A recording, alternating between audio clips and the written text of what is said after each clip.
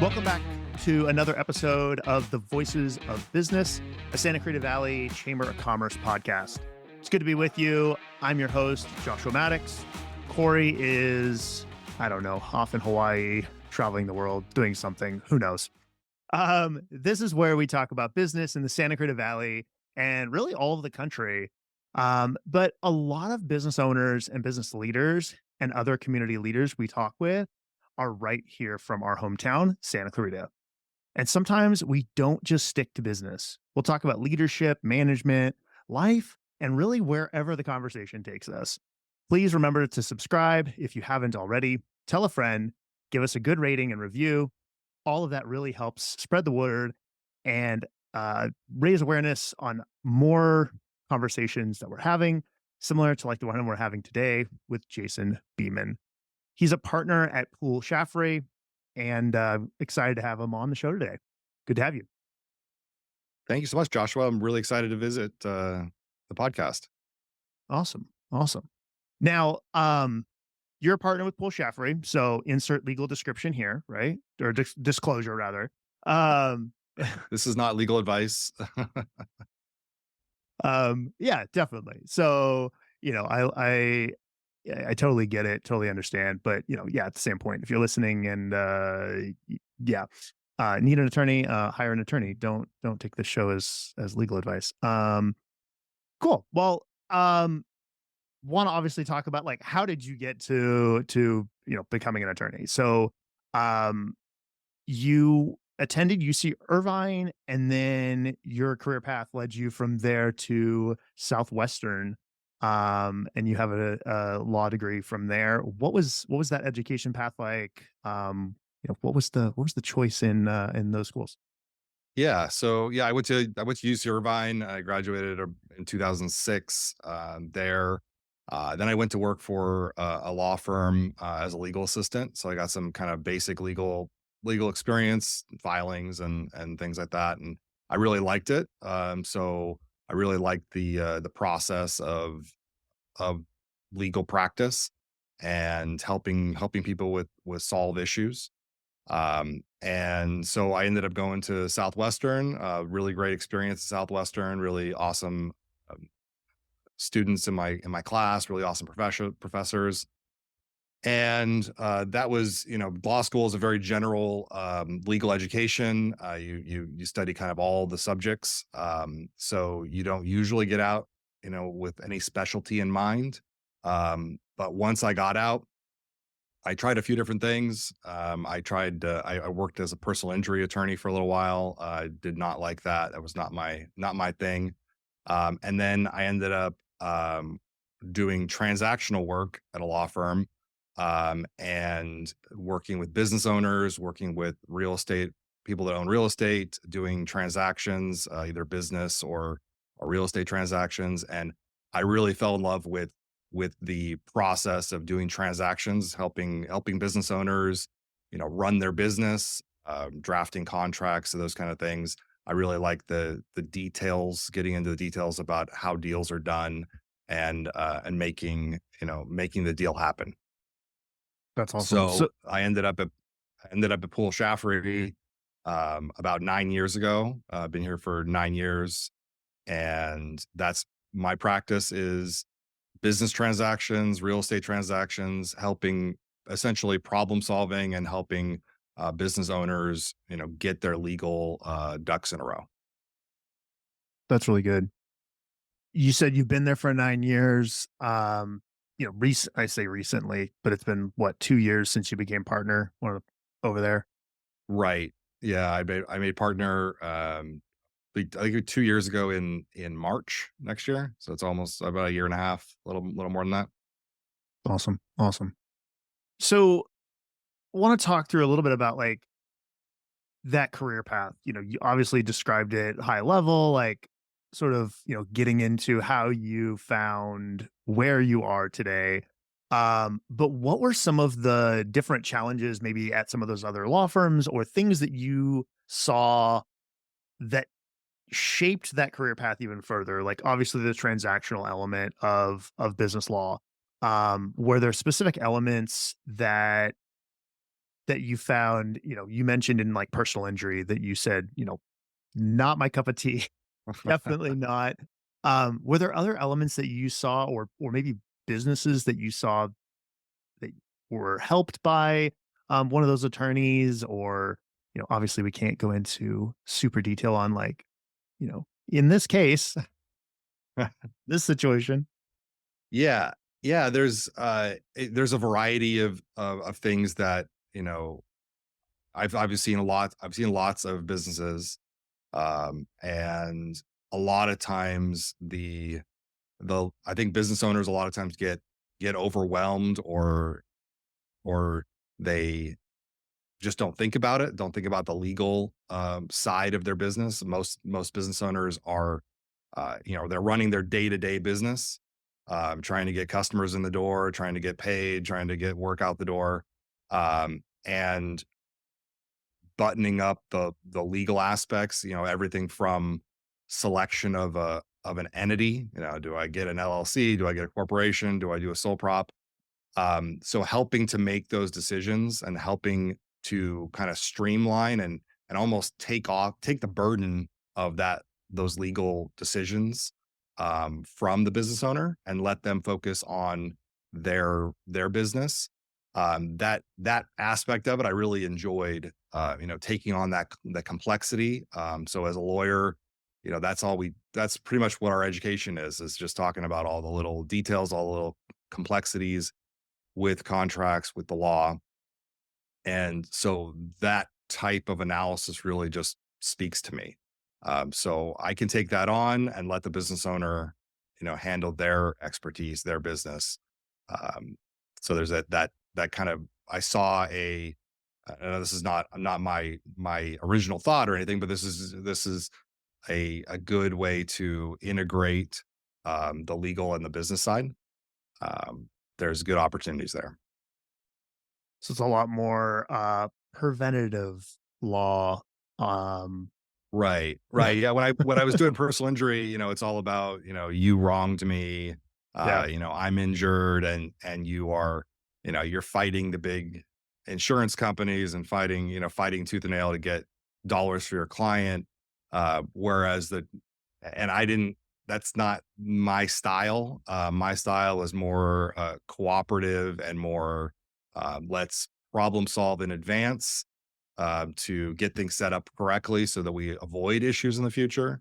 And then if issues do arise, like um, I've dealt with I've dealt with some cases that we handle some probate and trust administration in our office as well. And that kind of bumps up against a lot of the real estate and the business issues. We've had cases where, people pass away and they don't set things up correctly. And then, there's a lot of legal issues and it's a big problem. And the client just wants to get maybe a piece of real property sold. And so we have to come in and, jump through the hoops and figure out, how to get the goal of the client completed. Yeah. Yeah. Yeah. And it's definitely one of those things with especially business law where a little bit of planning, having the right contract, the right expectation. Like I'm trying to remember. There was somebody I was listening to a few years ago, and they were talking about um you know, any type of scope of work or any type of expectations, like if you write those down, they're like, I don't care if it's on a napkin, in an email. They're like, you open up a voice recording in an app and, you and whoever you're having a conversation with sort of outline what you guys are expecting and what the outcome is and who's doing what. And both parties have a copy. They're like, that solves so many problems because it's like, "Oh, you're gonna do this, you're gonna do A," and then that person doesn't do A, and now the whole business relationship falls apart or whatever, Right. like, we understand where the communication breakdown was rather than, "Oh, I thought you were gonna do that, you thought I was gonna do that." Um, recently, um, I sat in on, a new business venture that sort of formed, and the the partners as they were talking through, okay, is this something we're addressing? Is this something we're going to be doing? One of them said, okay, what is everything that could go wrong with this? What is every reason we shouldn't start this venture? And let's think through that first before the like, why should we?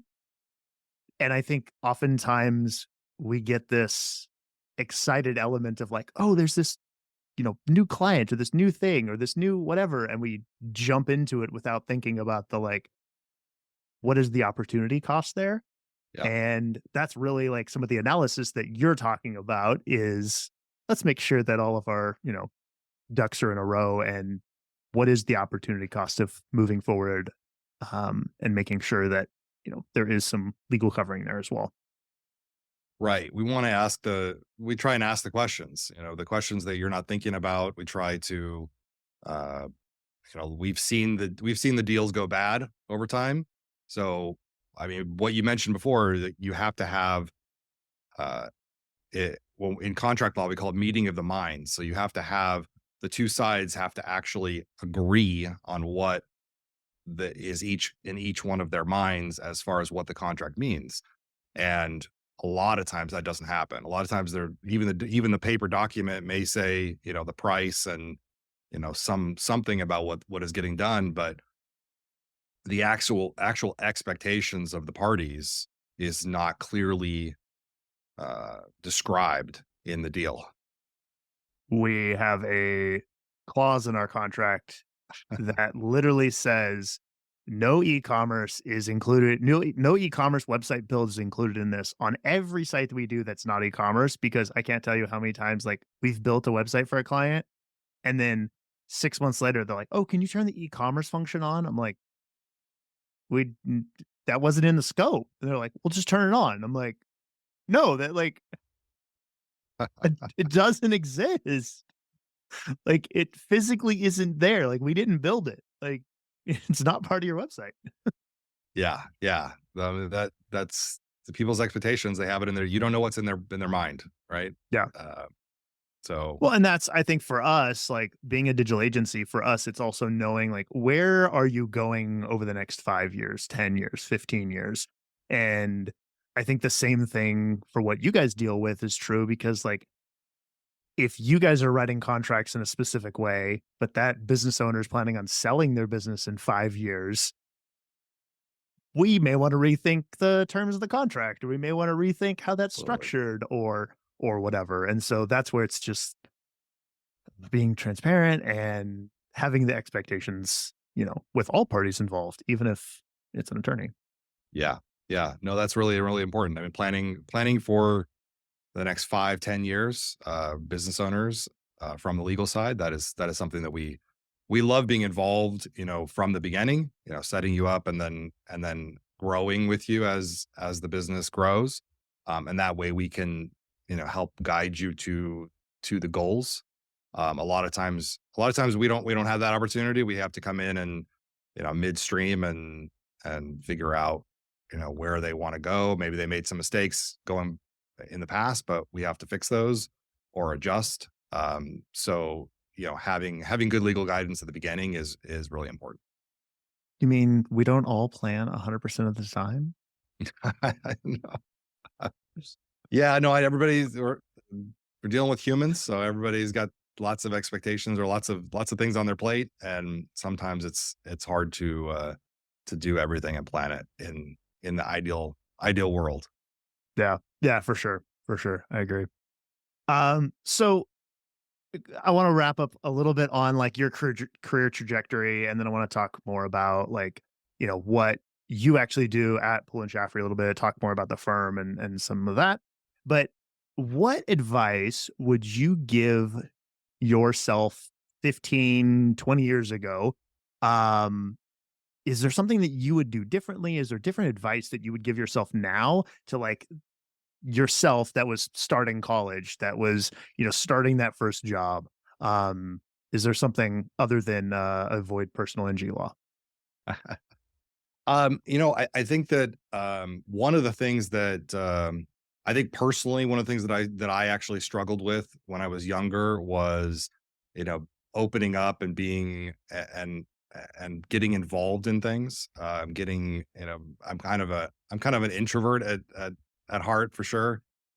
So going out and meeting people, doing networking, that is not like my favorite thing in the world. Definitely doing things like podcasts and video is not the thing that like really speaks to me. But but over the years I've done it more, and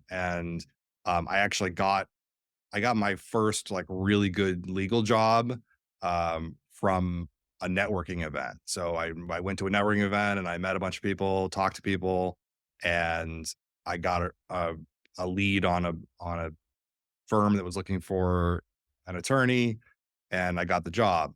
So I think one of the biggest pieces of advice that I would give myself is get over that, get out there, meet people.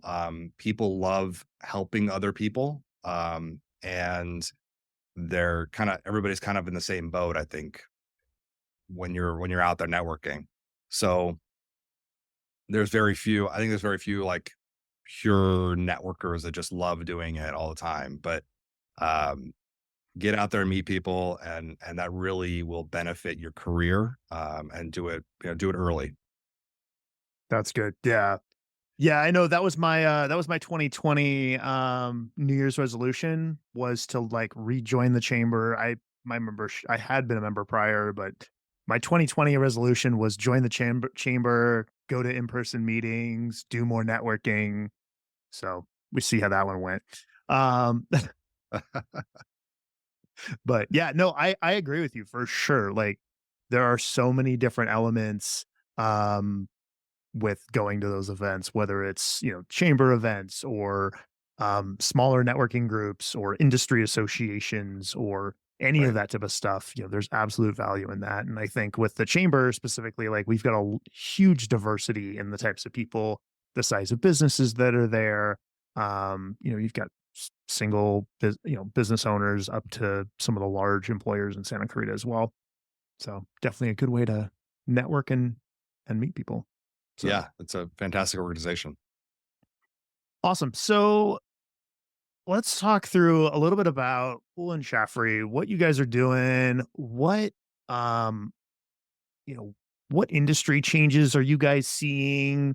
What issues in the marketplace?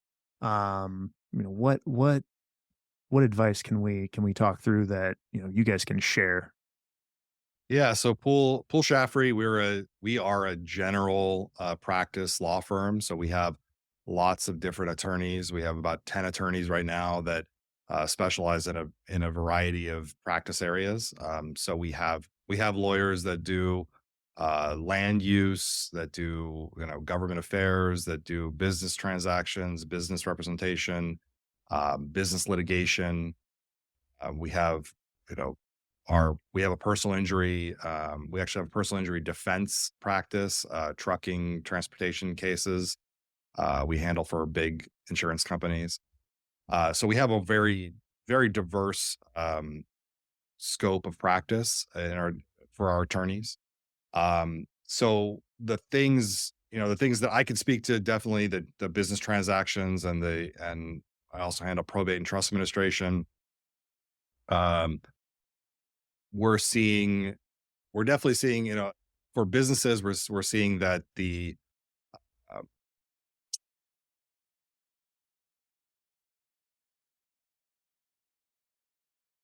sorry, I'm blanking. Good. So from a business perspective, we're definitely seeing that there's always increased regulation. That especially in California, you're dealing with regulation, you're dealing with all kinds of laws every year. There's new laws. So it's hard to do business in California. It's probably worth it. We're a huge economy and there's a lot of money to be made, but it's going to be challenging. So having your legal ducks in a row is really important. One of the things that I have my eye on right now is something called the Corporate Transparency Act. The Corporate Transparency Act is a new, actually not new, but it just came into effect at the beginning of this year. so 2024. And this Corporate Transparency Act requires all entities, all legal entities, all LLCs, corporations, to file a something called a beneficial ownership statement, beneficial Oh ownership yeah. report. So this is a new requirement that businesses have to comply with, and the deadline for that report is January 1st of 2025. So we're definitely coming up on it, a couple months away. I haven't heard. I've had a couple clients reach out to me about it, but I really haven't heard a whole lot of activity in the business realm about this report. The Uh, deadline's not here yet.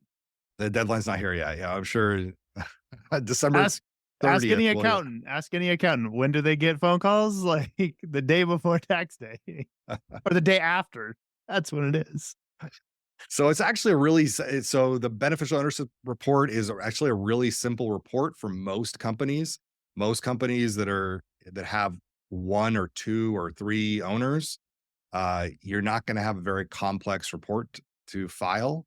And you can file it free of charge on it's on the FinCEN website. So you can go online. There's FAQs and there's guidance on how to make that filing. If if you need to talk to a lawyer about it, you can, we're definitely around to help with that. But it's really a simple report, and you only have to do it once. So I don't know, really want to get out there and make sure that businesses are getting that report done. There are substantial penalties if you don't uh, complete the report. Got it. Yeah, and that's one of those things where I think a lot of business owners overlook having someone who's staying on top of that. Um, and in reality, like you have to file it, whether you file it today or whether you file it 6 months from now. But 6 months from now, you get to pay lovely fines. You get to pay an attorney to deal with maybe some retroactive issues. And there's a bunch of other stuff that that's Yeah, not fun that comes into it. It's just like paying your taxes late. Like you end up right. paying penalties. You're gonna have to do it eventually. Yeah. And now that filing basically declares who owns businesses. So it'll not, I wouldn't say entirely eliminates, but it, reduces the fogginess of some of these like LLC shell companies that own the shell company that own a shell company. And you're like, Right. is Joe's Pizza actually owned by Joe, or is there a, giant conglomerate that sits behind it that's 4 layers deep and they're actually, you know, a cheese conglomerate or whatever that owns it? Like, Yeah, yeah, it is an anti-money laundering law that was got passed. it. Essentially, they're looking to get at, like you said, the shell companies. People are using shell companies to hide assets, hide funds, and the federal government wants to be able to see that. So businesses have never had to report their ownership like this. This is a totally new requirement. Even even the state of California doesn't really know, except on your taxes, doesn't really know who the owners are from any given moment. Um, this is going to be a report that this is a federal government report, so the federal government is going to have this information. It's only going to be available to law enforcement agencies, and there's some protections for. It's not like a public report that's available, Got it. but yeah, that's what they're trying to crack down on, and trying to get the people that are using shell companies. And is this, I know with a lot of these types of things, like it'll be like, oh, if you do like the California Consumer Privacy Act is if you're over X million dollars a year in annual revenue, if you're over this size of a business, is there a minimum threshold here? Or is it if you do $1, have an LLC, you're filing? Yeah, so the the threshold is basically zero. It is if you have a legal entity that is filed with the Secretary of State in any state. So it's all 50 states. If you have an LLC or a corporation, for sure. And then sometimes it depends on the state. It sometimes depends on, the if it's a limited partnership. Um, but most people are doing business in LLCs or corporations. So that's the threshold. If you have that entity, you have to report.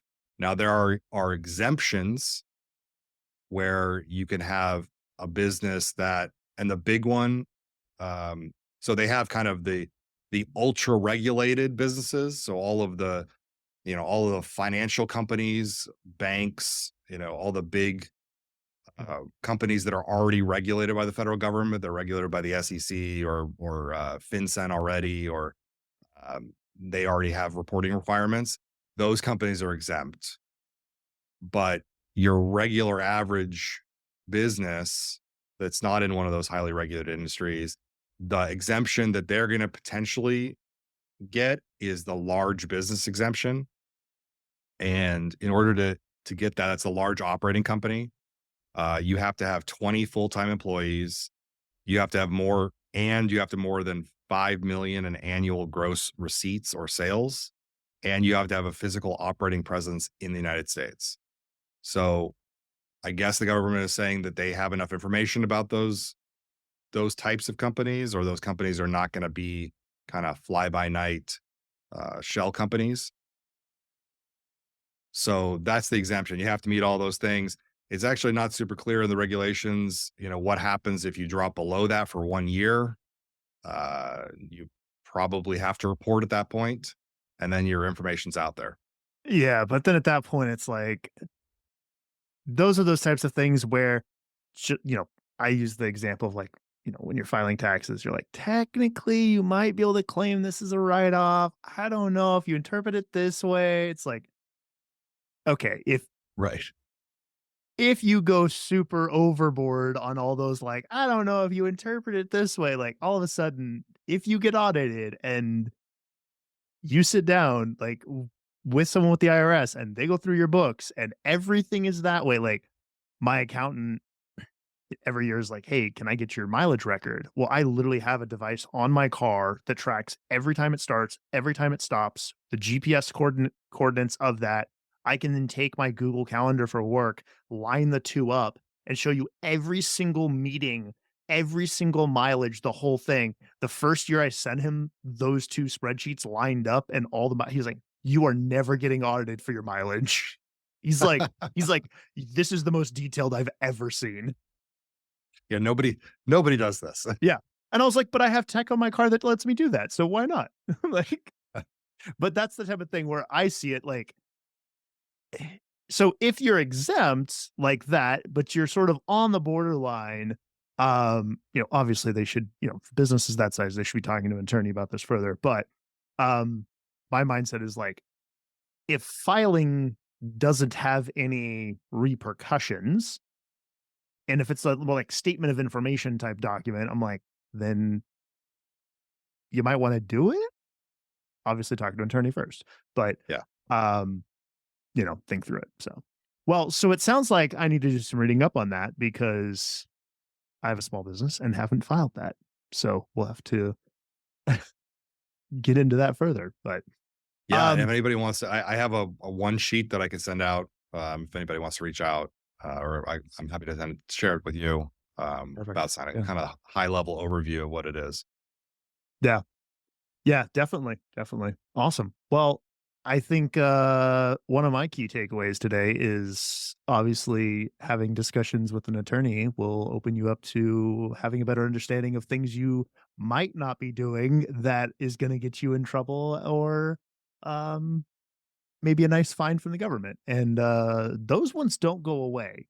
You know, late fees from a vendor or Yeah. invoices from something, you can have a conversation on, but typically, fines and late fees from the government do not disappear. Um, and, yeah, so awesome. Um, Well, that's really appreciate the insight on that because that's a big one. Um, Yeah. so as we, I want to wrap up a little bit here.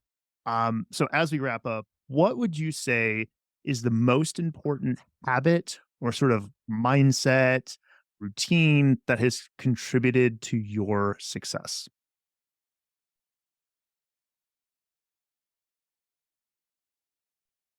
So I think the biggest thing in my are you talking about in my career or in business In clients that I your see or let's say both in your career and then we can hit the other one. okay. So I think in my career, once you so I was so my very background, one of my first jobs in life was as a server. And so that was a waiter in a restaurant. And so once I realized that essentially as a lawyer, you're a service business, right? You're serving customers, you're serving clients.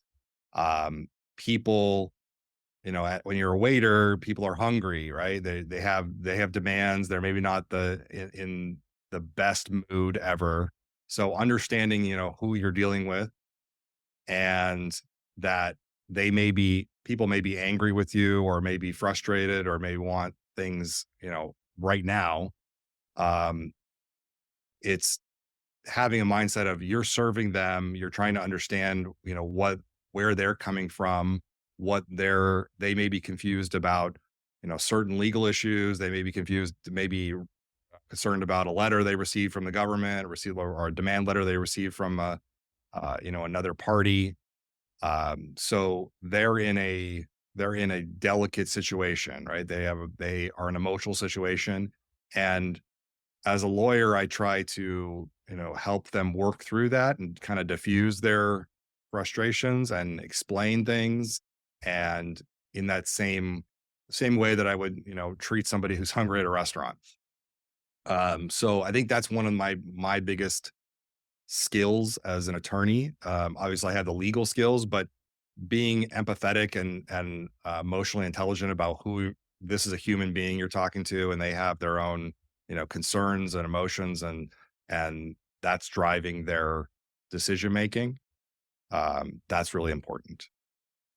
That's really good. There's so many similar as you're talking through this, there's so many similarities like between a server and like you're serving your customer information or food that you didn't necessarily control or make. Like it Right. could be out of something. It could have been not cooked to their liking. I mean, oh man, there's so many. I love those analogies. I'm a huge fan of that. Awesome. Yeah. So what do you think like habits and stuff that's contributed maybe to, either Poole Shaffery's success and or, some of the client success there? Yeah. So on the business side for business owners, the biggest habits that I think business owners need to accept is or to implement is uh taking a look at your corporate documents. If you have a corporation, there's requirements. You have to file your annual report, you have to keep your books in order, you have to do your minutes. So there's some kind of corporate hygiene that you have to do on a regular basis. At least yearly, you should be taking a look at your corporate book and seeing, is there anything that I need to be doing? You definitely got to file your statement of information. I see so many clients that have delinquent statement information, and then they get eventually the state of California figures it out, and then they send them a letter and saying that they're out of compliance. Now you got extra fees. You're potentially jeopardizing your corporate status. So those kind of hygiene things, get into a regular, have your meeting annually and take a look at your corporate book and see what's out of place. Um, and then from larger, zooming out to our law firm, Poole Shaffery, I think Poole Shaffery has been successful because we're really involved in the community. We give back to the community. We're involved in charitable organizations. We do the chamber. We're doing networking events all the time. So we're getting our firm out there, our firm face, and meeting people, making connections. We're really strong advocates of the Santa Clarita business community, and we've seen it grow, exponentially in what we can do over the last 20 years. So, being a part of the community and getting out there and meeting the businesses. That's good. It's good. Um, to your tip there on sort of the business hygiene aspect, I will say when I first filed um my legal filing for my business, what 16, 17 years ago, I used a website called LegalZoom that about a year later, when nothing was filed properly, and I had to hire another attorney who I paid probably double what I would have paid that attorney to do it right in the first place. Um, they referred to it as legal doom. And yeah, I agree. It created a massive paper trail because the problem was I became the attorney. It was like, "Do Yeah, you want A or B?" And I was like, "I don't know what the hell these 2 are." And this is 17 years ago. Like, yeah, there's a little bit more documentation online. There's a little bit more, go find a YouTube video and try to understand it yourself.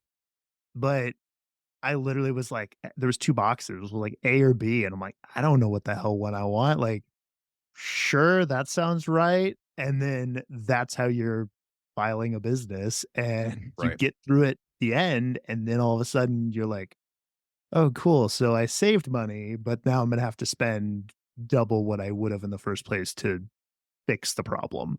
Yeah, Um, and then I got it all fixed. And I found out all this when my statement of information letter, and it was like, oh, your LLC wasn't filed correctly, this as well. And all of a sudden I had fines and I was like, what the heck is going on? And sat down with an attorney. I was like, "Oh, yeah, you see what's wrong here now."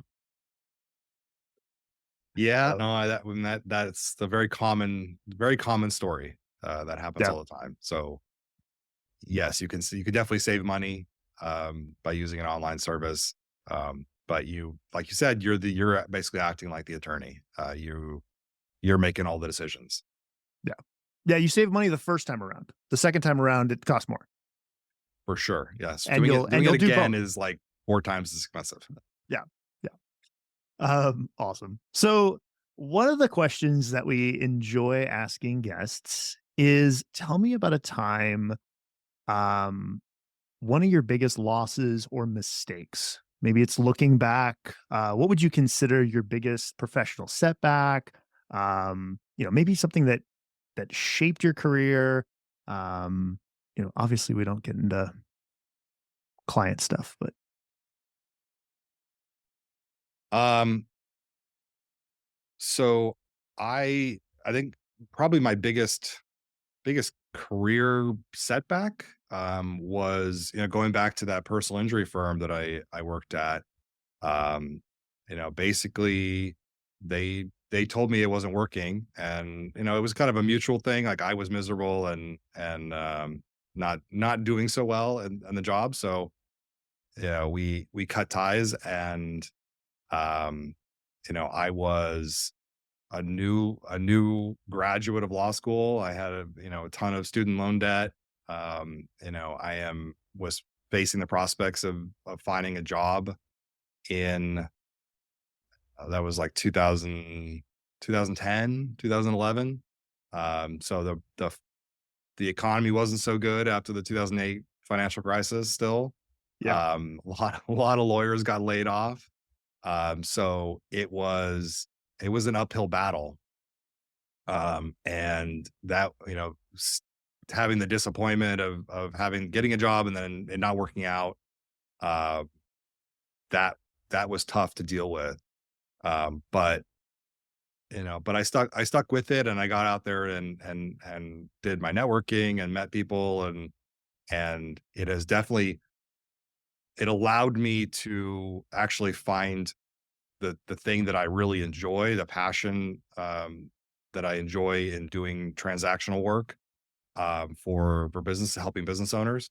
Um, so had it worked out differently in personal injury, maybe I wouldn't have had the opportunity to change my specialty and change what I was doing. Yeah. Very much So a one door closed, another open type right, situation. exactly. That's the same, that's the saying, right? And that's true. Uh, you can't find something new until you let go of, the old thing. Yeah. Yeah, for sure. Awesome. Well, definitely enjoyed our time today and appreciate having you on. Before we go, are there any questions that you have for me? I didn't know there was going to be a question session. Would love to flip the script a little bit and throw a curveball. So you're a business owner. Sounds like Yep. you're doing podcasts, and how did you get into podcasting? So I actually own a digital marketing agency. So Corey, our co-host, is the one who does a lot of the podcasting stuff. I first got into podcasting in during COVID. I mentioned, 2020, my idea was do networking in person and join the chamber and other networking events and do all that. And then COVID hit. And so I started a podcast at at that time and started reaching out to people and having those conversations, and it was very interesting. And I don't know if this was partly the COVID sort of bubble around that time of like, people weren't commuting, so they had a little bit extra time. Some businesses were closed, some had weird restrictions, and so like there was like business owners that I would just cold message on LinkedIn, and I'd be like, "Hey, I'd love to chat." And they're like, "Sounds great. Here's my cell number. How about next week?" And I'm like, "This is the guy who owns a company that has like 2,000 employees. Like, if I called his office and said, 'Hey, can I have an hour of your own?' Like, no one would have gave me a cell number." But it was, Yeah, I think it was just a time and place type situation of like because of COVID, like people, it was weird with sure. people were commuting to offices that were an hour or 2 hours away, and then all of a sudden they're not, and, now you have extra time, and what are you doing with that? And people had the availability a little bit, I think, but then also just the conversations there. So, for me, ran that podcast for a little bit, had a handful of episodes, um, and then life happened and, I sort of hit the pause button on that. And then Corey and I, like we were talking about pre-show, we're chatting, man, probably about a year ago now.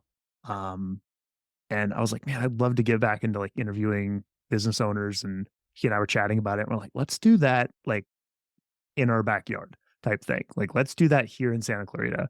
Cause it's one of those things where like it's cool to hop on a call like this and chat with someone who's doing business, but it's even cooler when like, cool, I'll see you at the next chamber event and like we Yeah, can chat and like, cool, I'll see you around town. Like, that's cool to know that, you're doing business here in the same city. And so for me, that's sort of a big element of that. So that's sort of why I got into the podcasting realm, why I got back into it a little bit. But yeah, my day-to-day stuff is running a digital marketing agency and helping clients with that. So awesome, awesome. So digital marketing, that's like websites, or how do you? websites, digital automation. We're doing a ton of stuff in regards to like AI right now. We've got clients that we basically run all their front end customer acquisition stuff with AI. So everything from someone calling their office, doing voice AI, all the way through appointment booking, up until like home service type businesses. And so basically the first time a human's involved is the date of service, where everything before that is entirely AI driven. And then everything after that is AI driven to follow up sequencing, 14-day reminder to schedule your next service, all of that type of stuff. And so we're able to book and automate and do all that type of stuff. And it's not necessarily to one of my things, like we've been doing automation type stuff and streamlining business processes for years. Um, and I'm never necessarily looking to like, "Hey, how can we fire your whole office staff?" That's not the goal here. The goal here is how can we augment that and how can we double the size of your business? Because in reality, if we can help come in and add some efficiencies, if we can you know, then maybe hire 3 or 4 more service techs in the field, all of a sudden your profit margin is shifting. If your profit margin is shifting, um, then that means you're going to probably be in business longer. If you're going to be in business longer, that means you're going to be employing your staff longer. Um, and that also probably means maybe a pay raise for everybody or whatever. So it's like, that's really the focus, is how do we automate that? How do we improve that business sort of functionality? So that Mhm. way the business will be here 5, 10, 15 years down the road, rather than how do we be a marketing agency that comes in, runs some ads for 90 days and say, good luck, and then we're out. Um, and sadly, we see a lot of that. Um, why I'm in this space, why I do what I do today is a whole deeper conversation a little bit, but um, this was not my career path. I have a business degree from Laverne. One of the things that you'll find funny is like they said, "Oh, you have X number of credits completed. You need 2 more semesters of classes to get a degree from us," because I transferred in a ton of stuff.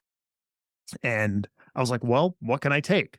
And they're like, "Anything business related." I was like, "Can I take 2 semesters of law?" And they're like, "Sure. Don't know why you want to do that for just a business management degree, but okay." And I was like, "Because if I have 2 semesters of law, like I have a better understanding. I'm not an attorney, like, but I feel like a tiny bit more of an understanding of the legal process and contracts and that Yeah, than if I wouldn't have." sure. Um, and so, it's one of those things where, that's my sort of background in education and stuff. So it's fun. Nice. But Sounds great. awesome. Well, appreciate having you on the show today. How can those listening find out more about you and or Poole Shaffery? So the best thing to do is visit our website. So it's www.pooleshaffery.com. And reach out to us. We're happy to sit down and have a conversation about your legal needs. And then thank you Yeah, so and much then for having me, Josh. awesome. And then you're on LinkedIn as well, or at a chamber event. Yeah. Uh, so, as always, please follow, rate, and review us wherever you get your podcasts. You can find us at the Voices of Business on social media. You can find me, Joshua Maddux, on LinkedIn and also my company, 95visual.com. And then you can follow Corey at Corey S. Nathan on Instagram, Twitter, and all the other places, I believe. We'd love to have your business on the show as well. If you're a local business in Santa Clarita and a chamber member, please reach out. Thanks for listening, and we'll see you on the next one.